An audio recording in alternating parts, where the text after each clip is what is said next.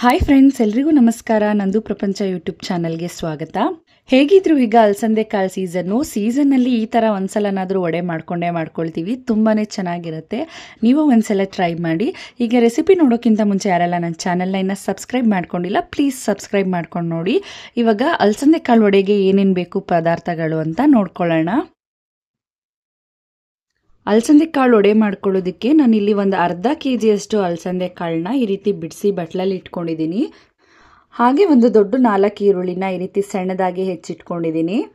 ಖಾರಕ್ಕೆ ಒಂದು 5 ಗುಂಟೂರು ಮೆಣಸಿನಕಾಯಿ ಹಾಗೆ ಒಂದು 4 ಬ್ಯಾಡಗೆ ಮೆಣಸಿನಕಾಯಿ ಹಾಕ್ಕೊಂಡಿದ್ದೀನಿ.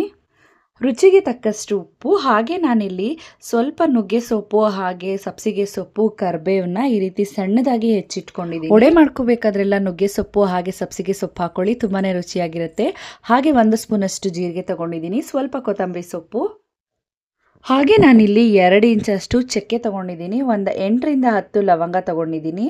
ಇಲ್ಲಿ 2 ಗೆಡ್ಡೆಯಷ್ಟು ಬೆಳ್ಳುಳ್ಳಿನ ಸಿಪ್ಪೆ ಸಮೇತ ಹಾಕೊಂಡಿದ್ದೀನಿ, ಹಾಗೆ 1 ಇಂಚು ಶುಂಠಿ.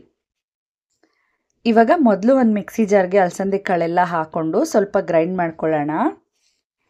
ಇದನ್ನ ನುಣ್ಣಗೆ ರುಬ್ಕೊಳ್ಳೋದೇನು ಬೇಡ, ಸ್ವಲ್ಪ ಗ್ರೈಂಡ್ ಮಾಡ್ಕೊಂಡ್ರೆ ಸಾಕು. ಹಸಿ ಕಾಳು ಸ್ವಲ್ಪ ಹಂಗಂಗೆ ಸಿಕ್ಕಿದ್ರೆ ಚೆನ್ನಾಗಿರುತ್ತೆ. ಹಾಗೆ ಇದಕ್ಕೆ ನಾನು ನೀರೇನು ಬಳಸದೆ ಈ ಹದದಲ್ಲಿ ರುಬ್ಬಿಟ್ಕೊಂಡಿದ್ದೀನಿ. ಇವಾಗ ರುಬ್ಬಿರೋದನ್ನೆಲ್ಲ ಈ ರೀತಿ ಒಂದು ಬಟ್ಲಿಗೆ ಹಾಕೊಳ್ಳೋಣ. ಇವಾಗ ಅದೇ ಮಿಕ್ಸಿ ಜಾರ್ಗೆ ಸ್ವಲ್ಪ ಮಸಾಲೆ ರುಬ್ಕೊಳ್ಳೋಣ. ಅದಕ್ಕೆ ಬೆಳ್ಳುಳ್ಳಿ, ಶುಂಠಿ ಹಾಗೆ ಚಕ್ಕೆ ಲವಂಗ ಕೂಡ ಹಾಕೊಳ್ತಾ ಇದ್ದೀನಿ. ಜೊತೆಗೆ ಖಾರಕ್ಕೆ ಒಣಮೆಣಸಿನ್ಕಾಯಿ, ಬ್ಯಾಡಗೆ ಮೆಣಸಿನ್ಕಾಯಿ ಕೂಡ ಹಾಕೊಳ್ಳೋಣ. ಇವಾಗ ಇದನ್ನು ಅಷ್ಟೇ ನಾನು ನೀರು ಹಾಕ್ದಿರಾ ಈ ರೀತಿ ರುಬ್ಕೊಂಡಿದ್ದೀನಿ. ಇವಾಗ ರುಬ್ಬಿಟ್ಕೊಂಡಿರೋ ಅಲಸಂದೆ ಕಾಳು ಜೊತೆಗೆ ನಾನು ಈ ಮಸಾಲೆ ಕೂಡ ಸೇರಿಸ್ಕೊಳ್ತಾ ಇದ್ದೀನಿ. ಇದಕ್ಕೆ ಸೊಪ್ಪು ಹಾಕೊಳ್ಳೋಣ, ಅಂದರೆ ಕೊತ್ತಂಬರಿ ಸೊಪ್ಪು, ನುಗ್ಗೆ ಸೊಪ್ಪು ಹಾಗೆ ಕರಿಬೇವು ಹೆಚ್ಚಿಟ್ಕೊಂಡಿದ್ದೆ. ಜೊತೆಗೆ ಸಬ್ಸಿಗೆ ಸೊಪ್ಪು ಕೂಡ ಸೇರಿಸ್ಕೊಳ್ಳೋಣ. ಸಣ್ಣದಾಗಿ ಹೆಚ್ಚಿಟ್ಕೊಂಡಿರೋಂತಹ ಈರುಳ್ಳಿ ಕೂಡ ಹಾಕೊಳ್ತಾ ಇದ್ದೀನಿ. ಹಾಗೆ ಸ್ವಲ್ಪ ರುಚಿಗೆ ತಕ್ಕಷ್ಟು ಉಪ್ಪು ಹಾಕೊಳ್ಳೋಣ. ಕೊನೆಯದಾಗಿ ಜೀರಿಗೆ ಹಾಕ್ಕೊಂಡು ಇದನ್ನೆಲ್ಲ ಚೆನ್ನಾಗಿ ಮಿಕ್ಸ್ ಮಾಡ್ಕೊಳ್ಳೋಣ.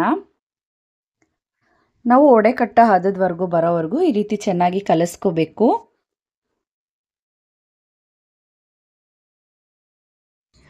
ನಾನಿಲ್ಲಿ ಸ್ವಲ್ಪನೂ ನೀರು ಬಳಸ್ಕೊಂಡಿಲ್ಲ, ಹಾಗೆ ಕಲಿಸ್ಕೊಂಡಿರೋದು. ಅಲಸಂದೆ ಕಾಳಲ್ಲಿ ನೀರಿನ ಅಂಶ ಜಾಸ್ತಿ ಇರೋದ್ರಿಂದ ನೀರಿನ ಅವಶ್ಯಕತೆ ಇರೋದಿಲ್ಲ. ವಡೆನ ಈ ರೀತಿ ಸುಲಭವಾಗಿ ಕಟ್ಕೋಬಹುದು. ನೋಡ್ತಾ ಇರ್ಬೋದು ನೀವೇ, ಈ ರೀತಿ ಉಂಡೆ ಕಟ್ಟಿ ಕೈಗೆ ಈ ರೀತಿ ಬರೋವರೆಗೂ ಕಲಿಸ್ಕೊಂಡ್ರೆ ಸಾಕಾಗತ್ತೆ.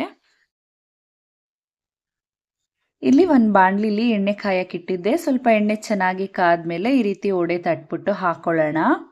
ಇದನ್ನ ಸ್ವಲ್ಪ ತೆಳ್ಳಗೆ ತಟ್ಬಿಟ್ಟು ಹಾಕೊಳ್ಳೋಣ. ಮಂದಕ್ಕೆ ತಟ್ಕೊಂಡ್ರೆ ಒಳಗಡೆ ಎಲ್ಲ ಹಸಿ ಹಸಿ ಹಾಗೆ ಇರುತ್ತೆ, ಬೆಂದಿಲ್ಲದೆ ಇದ್ರೆ ಚೆನ್ನಾಗಿರೋದಿಲ್ಲ. ಈ ರೀತಿ ತೆಳ್ಳಗೆ ತಟ್ಟಿ ಹಾಕೊಂಡ್ರೆ ಒಳಗಡೆ ಎಲ್ಲ ಚೆನ್ನಾಗಿ ಬೆಂದು ಗರ್ಗರಿಯಾಗಿರುತ್ತೆ, ತಿನ್ನೋದಕ್ಕೆ ಬಹಳ ರುಚಿಯಾಗಿರುತ್ತೆ. ಇವಾಗ ಈ ರೀತಿ ಎಲ್ಲಾನು ತಟ್ಟಿ ಹಾಕೊಳ್ತಾ ಇದ್ದೀನಿ. ಇವಾಗ ಇದನ್ನೆಲ್ಲ ಒಂದು ಫೋರ್ಕ್ ಬಳಸ್ಕೊಂಡು ಈ ರೀತಿ ಒಂದೊಂದೇ ಸುತ್ತ ಉಲ್ಟಾ ಮಾಡಿ ಬೇಯಿಸ್ಕೊಳ್ಳೋಣ. ಆದಷ್ಟು ಮೀಡಿಯಂ ಫ್ಲೇಮಲ್ಲಿ ಗೋಲ್ಡನ್ ಕಲರ್ ಬರೋವರೆಗೂ ಬೇಯಿಸ್ಕೊಳ್ಳೋಣ. ಇಲ್ಲಿ ಆಲ್ಮೋಸ್ಟ್ ವಡೆ ಎಲ್ಲ ಚೆನ್ನಾಗಿ ಬೆಂದಿದೆ. ಈ ಬಣ್ಣ ಬರೋವರೆಗೂ ಬೇಯಿಸ್ಕೊಂಡ್ರೆ ಒಳಗಡೆ ಎಲ್ಲ ಹಸಿ ಹಸಿ ಅನ್ಸಲ್ಲ, ಚೆನ್ನಾಗಿ ಬೆಂದಿರುತ್ತೆ. ಇವಾಗ ಇದನ್ನೆಲ್ಲ ಚೆನ್ನಾಗಿ ಎಣ್ಣೆ ಸೋರಿಸ್ಬಿಟ್ಟು ಸಪ್ರೇಟು ತೆಗೆದಿಡೋಣ. ನೋಡಿದ್ರಲ್ಲ ಫ್ರೆಂಡ್ಸ್, ಸುಲಭವಾಗಿ ಅಲಸಂದೆ ಕಾಳಿನ ವಡೆ ಹೇಗೆ ಮಾಡ್ಕೊಳ್ಳೋದು ಅಂತ. ಸೀಸನ್ ಇದ್ದಾಗ ಅಲಸಂದೆ ಕಾಳು ವಡೆನ ಒಂದ್ಸಲನಾದ್ರೂ ಮಾಡಿ ಈ ರೀತಿ ಟ್ರೈ ಮಾಡಿ. ಹೇಗೆ ಬಂತು ಅಂತ ಕಮೆಂಟ್ ಬಾಕ್ಸಲ್ಲಿ ಕಮೆಂಟ್ ಮಾಡಿ. ಈ ರೆಸಿಪಿ ಏನಾದರೂ ನಿಮಗೆ ಇಷ್ಟ ಆಗಿದ್ರೆ ಪ್ಲೀಸ್ ನನ್ನ ಚಾನಲ್ನ ಸಬ್ಸ್ಕ್ರೈಬ್ ಮಾಡ್ಕೊಳ್ಳಿ. ಹಾಗೆ ಈ ರೆಸಿಪಿನ ಫ್ರೆಂಡ್ಸ್ ಜೊತೆಗೆ, ಫ್ಯಾಮಿಲಿ ಜೊತೆಗೆ ಶೇರ್ ಮಾಡಿ. ಇಷ್ಟೊತ್ತು ನನ್ನ ವಿಡಿಯೋ ನೋಡಿದ್ದಕ್ಕಾಗಿ ಧನ್ಯವಾದಗಳು. Thank you.